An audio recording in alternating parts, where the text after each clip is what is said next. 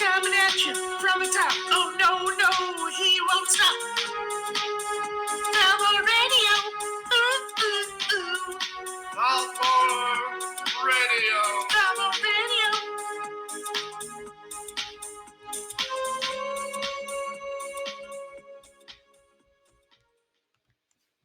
Okay, right off the bat, we have two housekeeping things. Number one, I haven't done this in a while, so I'm going to do it. Who here that does not have the Thalmorite roll wants it? I haven't done this in a while. Tomato wants it. You have Tomato, you already have it. Graybird, long time no see. I will give it to you. Rolls, Thalmorite. Mexifornia wants it. I'll give it to you. Cage already has it. Okay. Gotcha. Does Keegos want it? Oh, fuck. Keegos the Thalmorite. Oh, you love to see it. I think someone gave me Thalmor from the past. I'll give you Thalmorph. I will bestow that. I need to redo the Thalmorphs because some people probably need to lose it and some probably need to gain it. Okay, second housekeeping. I'm going to flip the coin. So as is tradition, I'll flip a quarter, and this quarter will determine if tonight is a Politics and War show or a Dragon Ball show. Heads means it's a Politics and War show. Tails means it's a Dragon Ball show. So I'm going to flip the quarter. And it's heads. It is a Politics and War show tonight. Give me 1 minute. I got to use some hand sanitizer to clean off the smell of change off my hands. Because it fucking is gross and sucks and is,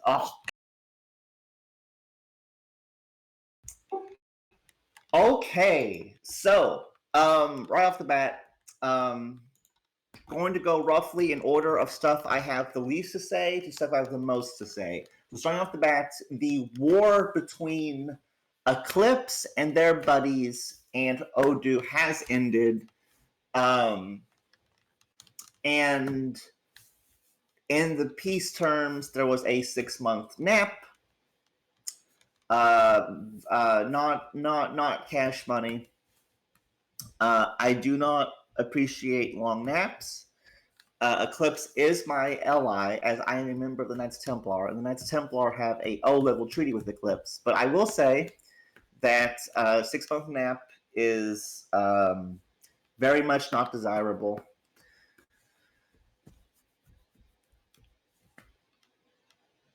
I like the concept of more frequent, shorter wars. This was a shorter war, which they should be. I think wars in the current meta really shouldn't go on for longer than 1 month, 2 months. But I don't like 6-month naps because what a 6-month nap does is, and it's supposed to do this, but it makes interactions between the recipients like impossible, right? Because everyone is like, you have to obey the nap. You have to obey the nap.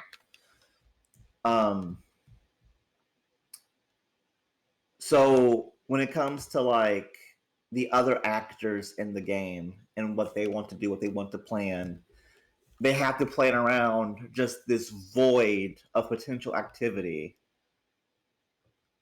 And I think it has like a chilling effect on it. Like Odu and Eclipse and their allies. They're two sides of this multipolar world, but that 6-month nap has a chilling effect on everyone else. It's not just these two people can't fight for 6 months. It's like these two people can't fight for 6 months, and it like disincentivizes and makes it harder for other people to do stuff as well. So I don't like it. So now it's going to be May by the time the nap expires. Like we're entering here in the United States the colder half of the year, and the weather is going to be consistently warm again by the time this nap ends. We're going to go all fall and all winter. Well, there will likely be some other kind of war. I mean, there is a whole like other 2/3 of the game here, plus all the micros. But Odu and Eclipse is going to go. The weather's going to be warm again before they can start shooting at each other again, which is very unfortunate. So, quit doing this, guys. Quit doing the long naps. Okay, stop it. Do better. Be better. Okay. The media has disbanded. They have merged into the Dark Brotherhood. And I think I've seen enough. I think I've seen Oblivion. Well, Oblivion less so, but I've seen like whatever Parsons Alliance was, whatever the Golden Horde is now the Golden Horde. But before it was the Golden Horde, it was something else. I forget the name of it. And then you have the media, and you have a genre of alliances. You have the nanos, which are incompetent alliances with few members and members who are tiny and don't know what they're doing. You have the micro, which has maybe more members of more middling size, but they still don't know really what they're doing. You have like a macro, which has, so many members, maybe 30 or more. They kind of know what they're doing. They got, some weight to them. You have like the anchors of the game. So like the Rose, the TKR, the Syndicate, the Eclipses. You have and then like you have KT, which is like it's kind of its own thing. KT is like this kind of non-political alliance that just kind of does its own thing. And there's not many of those. I don't even know what you would call KT. But there really is another archetype of alliances, and I am going to call them a boutique alliance. And a boutique alliance is an alliance which is characterized, I would say, by three things. One is a government or a leader with some level of prestige and connections, and that has a desire to try to, quote, shake things up, end quote. Two, a small member base, so 10, 20, 30 members maybe. And number three, this member base is comprised of high city count nations. And this is a very common archetype. KT does not fall into the category because I think KT is uniquely large. I think KT is older. I think KT is more successful in its endeavors to do things, whereas I think these boutique alliances generally aren't. And I'm kind of sick of boutique alliances because they don't work. Oblivion gets a pass because they're kind of their own thing, and they've always been their own thing. And Oblivion isn't trying to change the game. Oblivion is just kind of doing it's just vibing.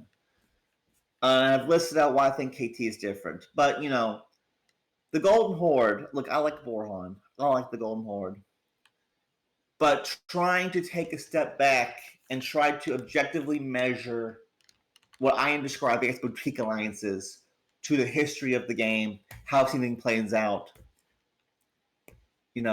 Is the Golden Horde really going to do anything? The Golden Horde. I got some allergies going on. It's messing up my ability to talk, and I talk too fast anyways. But is the Golden Horde really ever going to do anything, or are they just going to follow someone bigger than them who's probably really actually going to be the ones that make the epic decisions for them? The media was, I think, Kev's project of creating his own boutique alliance. It went nowhere. Merging into the Dark Brotherhood made sense. I get why they did, but again, the media was created. I think Kev and possibly others spent quite a bit of energy forming media, and then they proceeded to do nothing, and they have no legacy, being left behind now. 2 years from now, no one's going to remember the media. Maybe a year from now, some will, but 2 years, no one's it's going to be like, what? And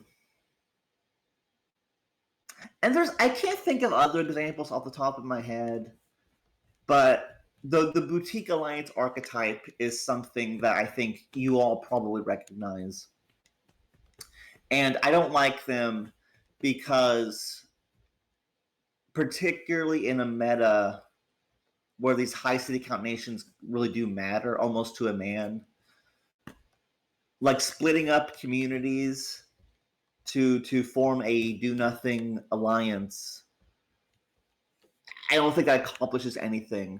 I'm just sick of the meme. I'm sick of the, hey, let's get together and let's change things, man. Let's be really dynamic. Let's make a difference. Let's break out of the let's break out of the mold. Okay, let's fight against bipolarity.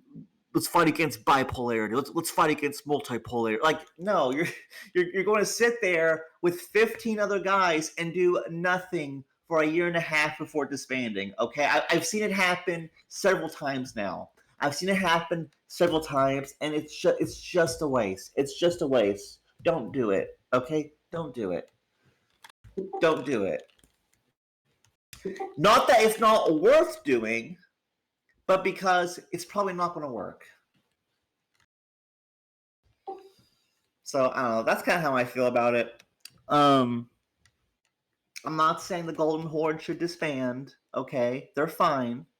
But what I'm saying is, going forward into the future, into 2024 and beyond, if any of you are listening to this, and any of you are like, yeah, I got some buddies, and we're gonna form our alliance to change things, like, give it a rest, okay? Give it a rest. Find something else to do.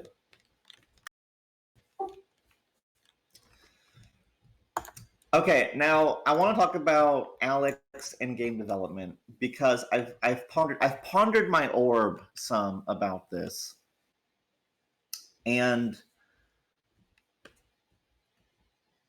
maybe I can provide some insight that some people haven't considered as to like where the game is and where Alex might be with how he's treating the game, because the game's kind of fucked right now. I am not a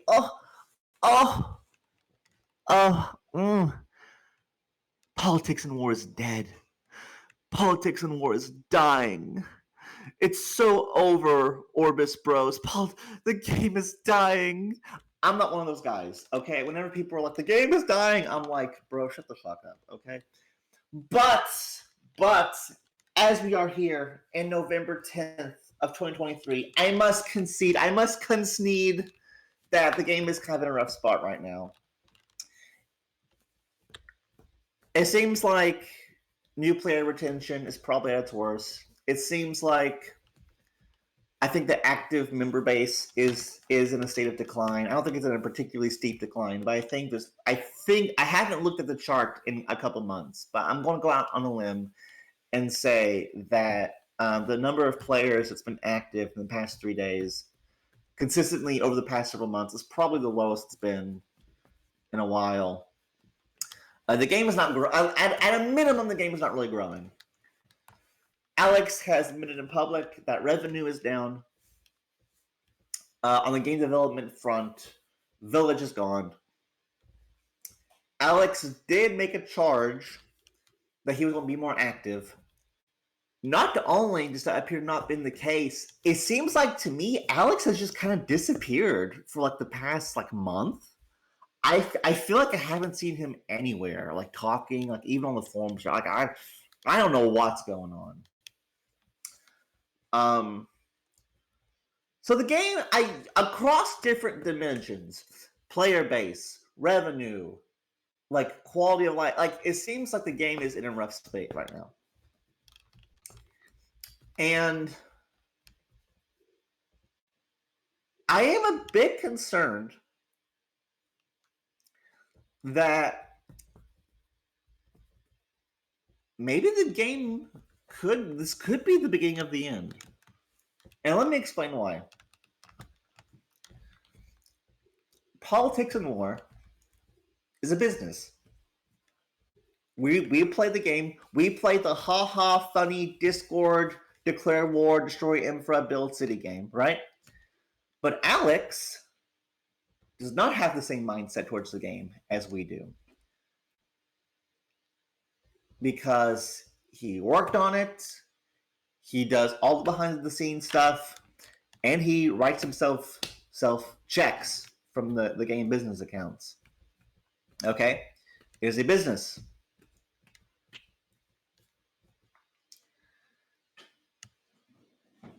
Alex could choose to stop working on the game completely, and he could choose to even stop doing moderation, and he would still make money. He could put in the he could just stop, and he'd still make money. Certainly, no moderation and no game development would mean the beginning of the end. But even in this scenario, it would take years before the game to like actually die. Okay. My cat just knocked down my PlayStation 5 controller. I'm going to use that in about an hour. You better have not broken it, silly girl. But you're pretty. You're very pretty, Miss Erica. Did you know that? I love you. But even if Alex completely stopped participating in game administration, it would still take probably a decade before like it was finally completely over, right?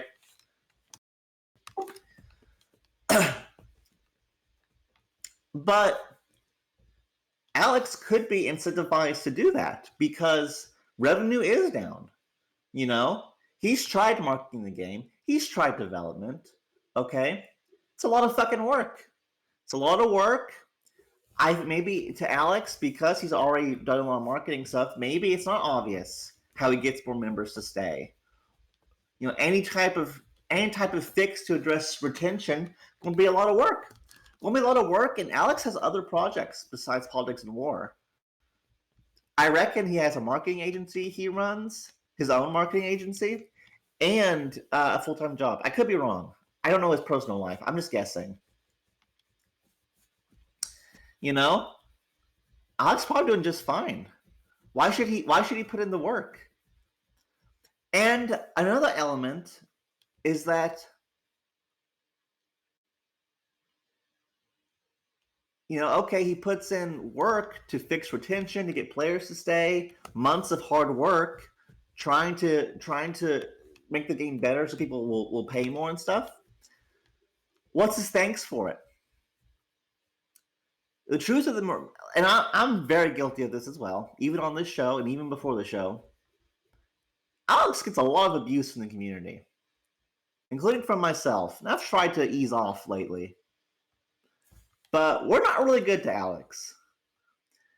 So, in a time where Alex is probably doing quite well for himself in many ways in real life, at a time where the game is making less money, at a time where player retention is down, new player growth is down, activity among the existing base is down, coding takes a lot of work, it's not clear to Alex how he can grow the game, all these problems, and then it's like, what's his thanks for it if he did try to turn things around? You know, I could see Alex going, you know what, fuck this. I'm going to reprioritize my limited amount of time I have. I'm going to keep taking it, you know, thanks for the credit money, Google Ads, thanks for the ad money. I'm going to keep taking the money, and y'all can just enjoy. You know, you can just enjoy your 3,000, 4,000, 5,000 peers indefinitely. I'll take your money. You know, I'll ban the neo-Nazis. I'll make sure the servers stay up. But beyond that, you know, it's been a good 10 years, but you know, I got other things to do. And I don't think that would be unreasonable of him to do at this point. So, you know, maybe Alex is just sick with long COVID or something, and in like another month he'll be back on the block, and he'll be like, okay, here's the roadmap, blah blah blah blah blah. But you know, I don't know. I'm taking in all the information I'm a little weary. I'm a little concerned, chats. I'm a little the orb I'm pondering is murky and cloudy. Ooh. So there you guys go. There's some angles and ideas some of you probably haven't thought of. All right. Well, that's good listening. I did not know that. I did not know what is behind the curtain. I'm happy. I'm happy that my theory is likely wrong. I okay. Active Nations past 3 days. Um.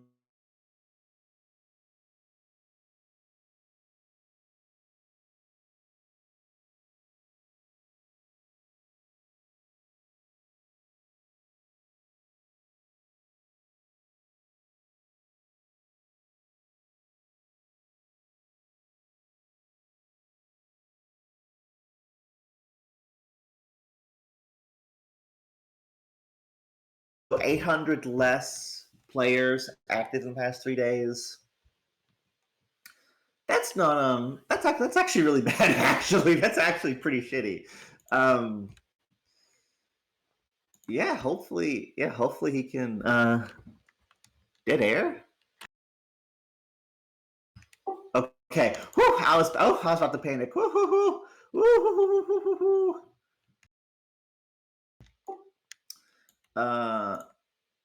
Total nations today.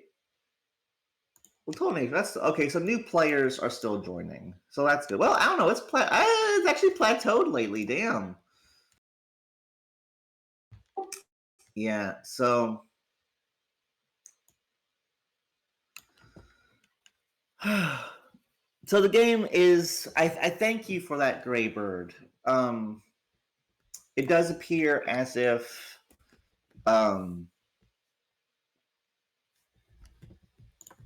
Yeah, by the numbers, the game is in decline. But I think the ship can be turned around.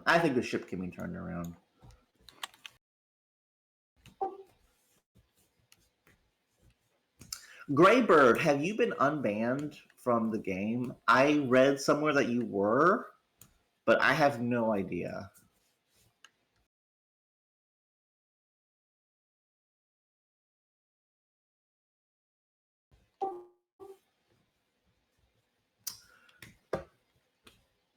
Fuck yeah!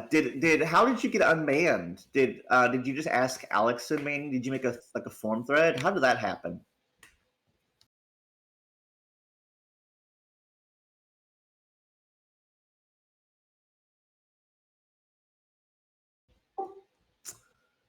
Graybird's mine is copied to the code. He's been uploaded to the mainframe.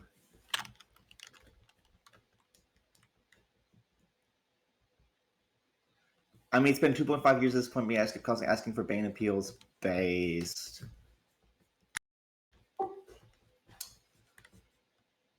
Well, I'm happy you're back. I'm happy you're back, Graybird.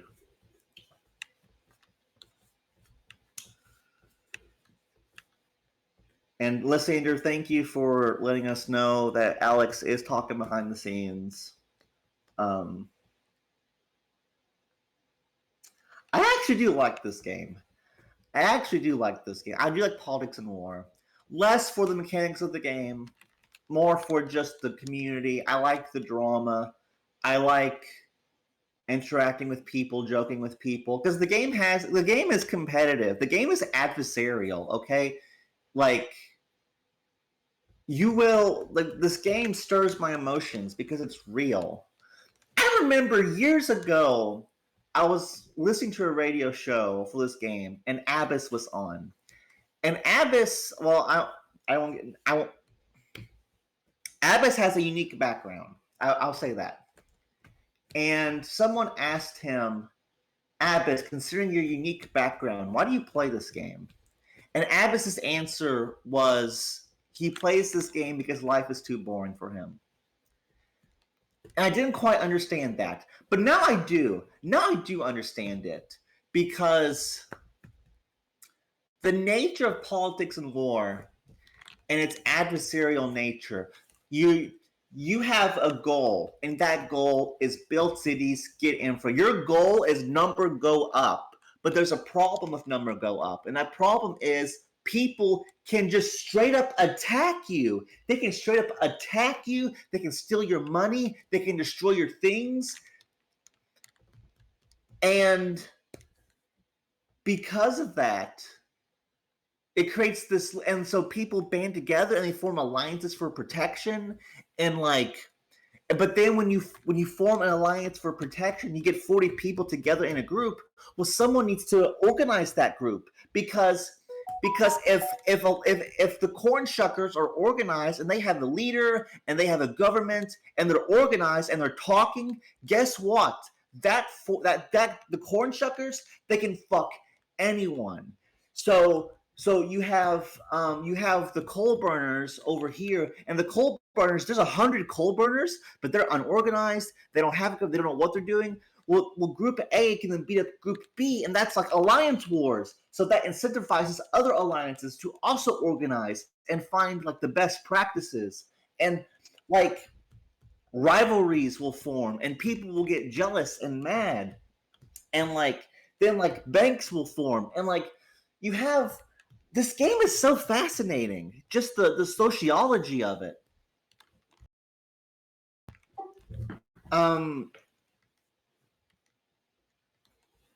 This game is so cool. This game is so cool. It's politics. It's group dynamics, but on a micro scale with like no actual personal risk. In the real life, if you fuck around and find out, you get your head blown off. In politics and war, you get banned, or your nation gets rolled, or your alliance gets rolled, which sucks, but you can recover, right? Unless you get banned. In which case, I guess you'd be like Graybird and appeal for 2.5 years, and then Alex feels bad for you and unbans you. But like, I don't know. It's so cool. It's like you can shit talk people and make memes and make fun of people, and it's so cool. I love this game, and there's nothing like it. There's nothing like it. I can beef with someone and bring them onto the show, and we can argue and we can say things about each other. And like, I can't do that in real life, because in real life it's like that just doesn't happen. Like I have no reason to argue with anyone around me, and it's I don't know. So I like this game. Less because of the game itself, although I do love destroying other people's stuff.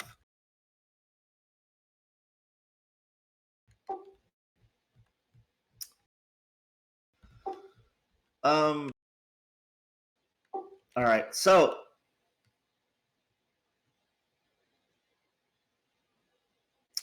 all right, that's what I talk about Alex. Do I want to talk about real life stuff? I don't know. I'll touch on something real quick.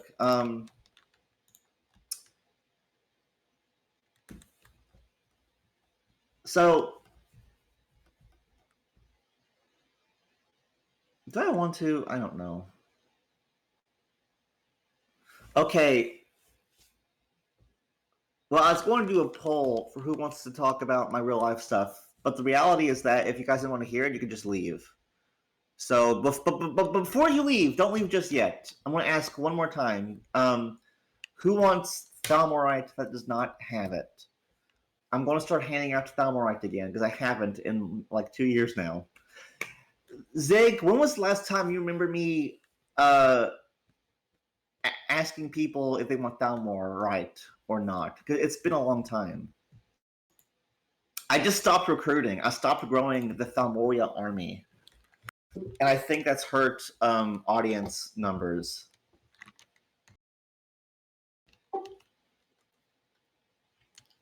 All right. So, real life, real quick. I just want to talk about the recent elections.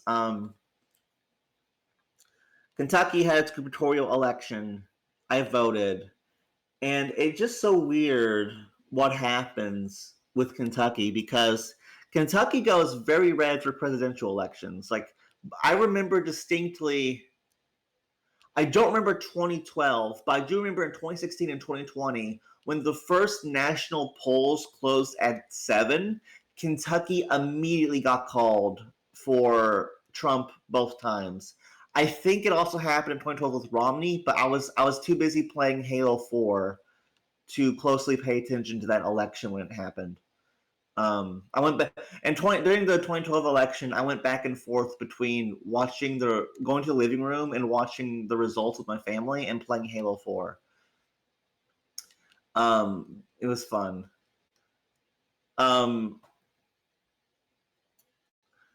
So Kentucky goes very red with presidential elections. So you would think, so Kentucky's all these Republican voters, so Kentucky must go Republican very hard with state elections, right?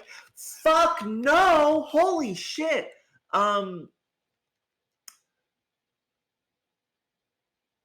We elected Andy Beshear in 2018, which kind of makes sense because the incumbent Republican Matt Bevin was basically retarded.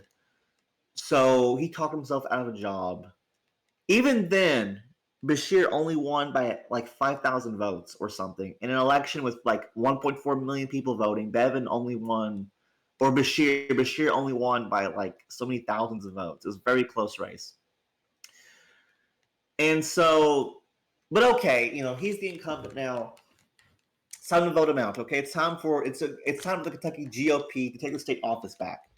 So the governor was on the gubernatorial office was on the ballot along with 6 other state offices.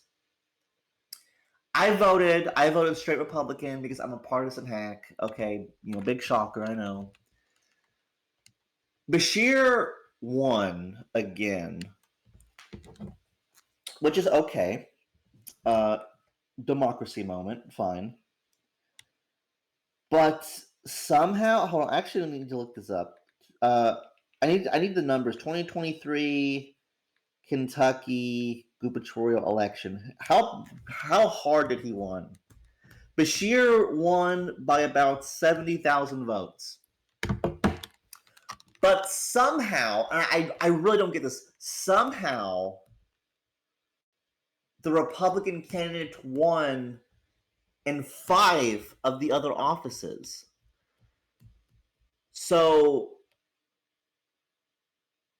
I can't make sense of that. We go super hard Republican on presidential elections. You can flip a coin when it comes to the governorship, but yet you had all these other state offices that the Republicans won. So that would mean that Kentucky presumably skews Republican, but yet on the 7th during the election, you had a significant portion of the electorate like voted for Beshear, then voted Republican of the other offices. So I don't know if that means that Kentucky, are Kentucky voters just very engaged with the process? Like, are Kentucky voters actually I need to compare and contrast the candidates to determine which is best for the job? Which, granted, that's how it should be, I guess. But I don't know. It's very weird. And that could be at CCT, because Andy Beshear's dad was also governor up until Bevin took office in 2013, I want to say. So that was, I believe his name was Steve Beshear. And I think Steve Beshear has a good reputation. And I think Kentucky's doing pretty well. So I think it's also hard. It's similar to Joe Biden. Like, it's hard to say that domestically Biden's been like the worst president ever. And I think it's the same thing with Andy. I think it's hard to make a case against Andy Beshear. Like, I voted for David Cameron, the Republican, because again, I'm a Republican and I'm a partisan. I'm just partisan, okay? I'm just a 70 IQ voter, right? But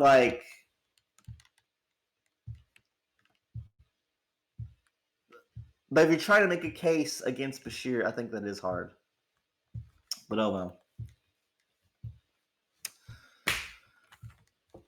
A lot of people didn't like Cameron, but like Louisville. Well, I was gonna say Louisville was going to go blue anyways, but on a state election, it really does matter the numbers. It's only the presidential election that popular vote really doesn't matter. So if Andy Bashir sent out the state police to take the license plate numbers of churchgoers during the COVID lockdowns. Like that to me is enough for me to want to vote him out. Like that's pretty fucked up to me. That's like religious persecution as far as I'm concerned. But like beyond that, I can't actually criticize Andy. Like nothing comes to mind. I'm sure as a Democrat, as governor, I'm sure he's enacted Democratic policies which I would disagree with, but I can't name a specific thing. You guys heard Belle? Hi, Belle. They like hearing from you, Belle. You can keep talking. Whoa, Belle, you can't. I'm so sorry. I'm so sorry, guys. I've taken Belle to counseling. Okay, I don't know why she uses racial slurs live on air. I'm sorry. Okay, I've talked to her about it a lot. I don't know if it's like Tourette's. I don't know if like what it is. But please forgive me. Hopefully YouTube won't delete this episode. But there you go. I don't know. Kentucky is weird, but I like it. I like Kentucky. People, I don't know why, but like Kentucky gets brought up on online discourse, and everyone's like, "Oh, those inbred banjo playing redneck Kentuckians." It's like actually Kentucky's actually not that bad. Like, granted, I live in a nicer part of Kentucky, but I don't know. I mean, you got like the horse stables. You got like Keeneland.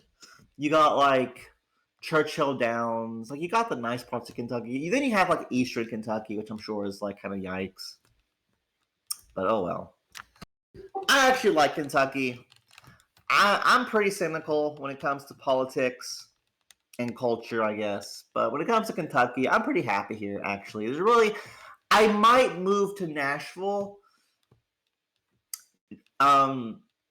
Just to live in a bigger city for the city experience, because I am getting to the point in my life where it's like I do want to get out of the country some, but I like Kentucky.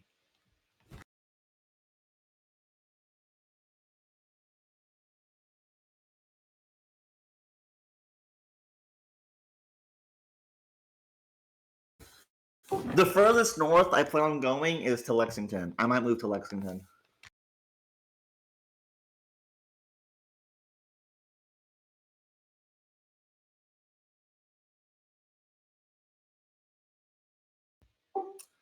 All right, I'm pretty much done.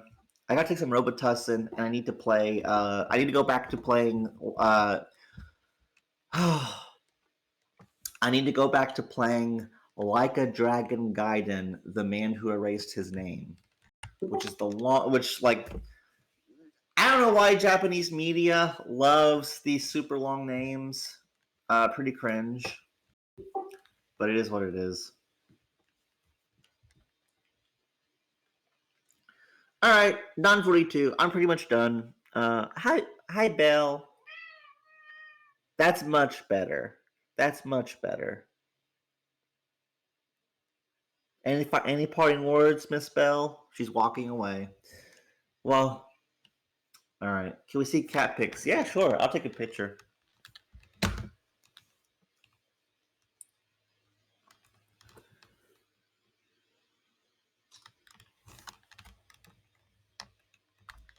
I'll upload a picture of Belle and then I'll end the show. Oops, that's KT chat.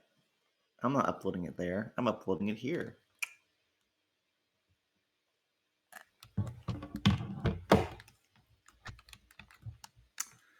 Um,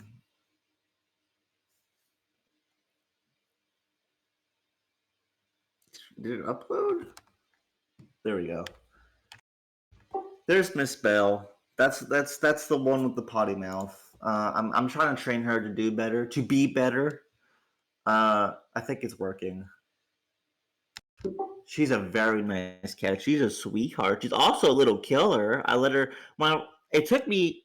I've had Erica and Belle for about since April 2019. So what? 4.5 years. They're about 5 years old. I got them when they were kittens, and they're my babies. And I've been scared of letting them go outside. It finally I don't know when it was, 2 years ago maybe, I finally decided to like they always wanted to go outside. So I finally started letting them go outside. And they were fine. Nothing well, I was gonna say nothing ever happened. That's not true. Something bit Belle on her rear end really bad, and we had to take her to the vet. She was like bleeding all over the floor and stuff, and like was like all like sluggish and stuff. Had a real bad abscess. But besides that, there's been no incidents. They stay out of trouble. But that first week when I started letting Belle go outside, my front porch just became completely filled with dead bugs. Like it was pretty clean beforehand, and then all of a sudden, in the course of a week, there were just dead bugs everywhere. She was just killing everything. Like little field mouse, like birds, like like she's a killer. She's an assassin. Like her paws are stained with the blood of many that came before her. It's a nice massage chair, except it's old and the cats have torn it all to pieces, including one of the airbags on the sides that like supposed to inflate and like press your arms. The cats have torn it all to pieces. It still works though. Thalmor uses it sometimes.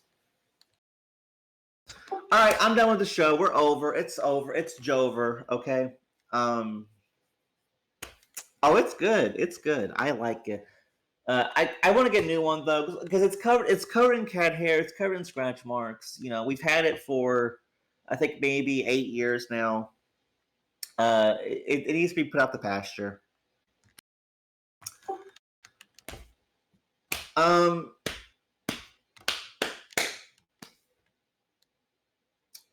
Oh, the theme. I got to play the theme. I got to play the theme. Ba-doo, ba-doo, ba-doo.